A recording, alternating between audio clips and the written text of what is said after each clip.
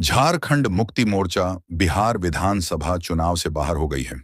झारखंड के मंत्री सुदिव्य कुमार सोनू ने इसकी जानकारी दी है। उन्होंने महागठबंधन के प्रमुख दल कांग्रेस और आरजेडी पर धोखा देने का आरोप लगाया है। झारखंड मुक्ति मोर्चा जेएमएम बिहार विधानसभा चुनाव से बाहर हो गई है। झारखंड के मंत्री सुदिव्य कुमार सोनू ने इसकी जानकारी दी है। उन्होंने महागठबंधन के प्रमुख दल कांग्रेस और आरजेडी पर धोखा देने का आरोप लगाया है।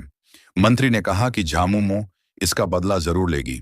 उन्होंने कहा कि पार्टी अब न तो बिहार विधानसभा चुनाव लड़ेगी और न ही महागठबंधन के किसी भी प्रत्याशी के प्रचार में भाग लेगी।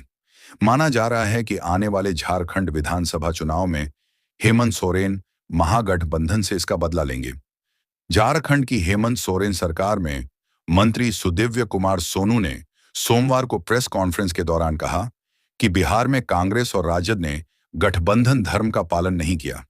इन दोनों दलों ने उनके साथ राजनीतिक चालबाजी कर चुनावी मैदान में उतरने से रोका है। यह जेएमएम का नहीं बल्कि झारखंड की जनता और आदिवासी जनता का अपमान है। उन्होंने कांग्रेस पर राजनीतिक धोखा और अपमान करने का आरोप लगाया है। मंत्री सुदिव्य कुमार सोनू ने झारखंड में सीएम हेमंत सोरेन ने आरजेडी को सम्मान दिया था। उनकी पार्टी के विधायक को अपनी सरकार में मंत्री बनाया है। आरजेडी को हर सम्मान से नवाजा गया, लेकिन उन्हें इसका सिला नहीं मिला। राजद ने बिहार में उन्हें न तो सम्मान दिया और न ही उचित सीटें दी गईं। उन्होंने आरोप लगाया कि राष्ट्रीय जनता दल आरजेडी ने जानबूझकर जेएमएम को चुनाव से दूर रखने के लिए चाल चली है। मंत्री ने कहा कि 2019 में राष्ट्रीय जनता दल का झारखंड में एक ही विधायक था, फिर भी हमने उसे सम्मान दिया। आज 4 विधायक होने के बाद भी उन्हें सरकार में जगह दी गई। इसके बाद भी उनके साथ राजद ने इस तरह बर्ताव किया। राजद ने बड़े ही शातिर तरीके से झारखंड मुक्ति मोर्चा को बिहार विधानसभा चुनाव से बाहर होने पर मजबूर किया है। आने वाले दिनों में राजद को इसकी राजनीतिक कीमत चुकानी होगी।